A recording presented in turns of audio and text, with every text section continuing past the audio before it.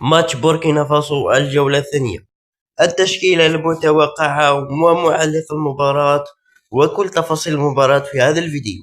لكن قبل ما نشوف التشكيلة المتوقعة برأيي أنا شخصي، رايان أيت نوري ما يصلحش في خطة 4-3-3، باسكو علاه تحتاجو في الارتدادات الدفاعية، يعني ظهير يطلع ويهبط في الحالات الدفاعية والهجومية، يعني يطلع ويهبط بتوازن، وهذا لا يتوافق مع أيت نوري، لأنه أيت نوري ظهير أيسر هجومي أكثر من دفاعي.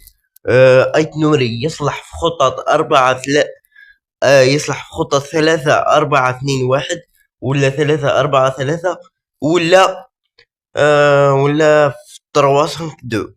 بار كونتر حجام يصلح في خطة 4-3-3، هو أكثر توازن دفاعيا. من الآخر هذا هو رأيي ليكيب. يلا نشوفو التشكيلة.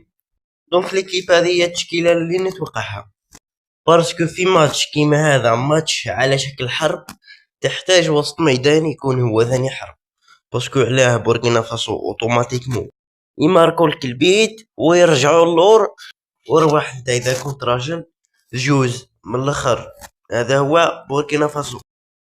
دونك ليكيب هذه هي التشكيله اللي نتوقعها واللي راني حابها شخصيا. لوكا زيدان في حراسة المرمى، بن 70 إضافة إلى شرقي المحارب في قلبي الدفاع، بالغالي على الجهة اليمنى، حجها مع الجهة اليسرى لأكثر توازن في الدفاع، هشام بوداوي في وسط ميدان كارتكاز ريكيبيراتور، حماد عبد اللي كلاعب بوكس تو بوكس، وثاني كما قلت لكم ابراهيم مازوف في الهجوم. عندنا رياض محرز على الجهه اليمنى، عمور على الجهه اليسرى، بول بيناكم افون سونتر. نولي لكم ليكيب هذه تبقى التشكيله المتوقعه، وانا نستبعدها ليكيب من الاخر، باسكو علاه ما يريسكيش بيتكوفيتش، باسكو عنده خبره، ما يريسكيش ويدخل بلي جون في ماتش كيما هذا. صحيح المهارات الفرديه يعاونوا، بصح بيتكوفيتش امبوسيبل يديرها. فيما يخص التعليق، المعلق سيكون حفيظ الرجيل الأسطوري، أقسم بالله غير حفيظ الرجيل ليكيب. الماتش راح يتلعب نهار الحد على 6:30 بتوقيت الجزائر والمغرب وتونس.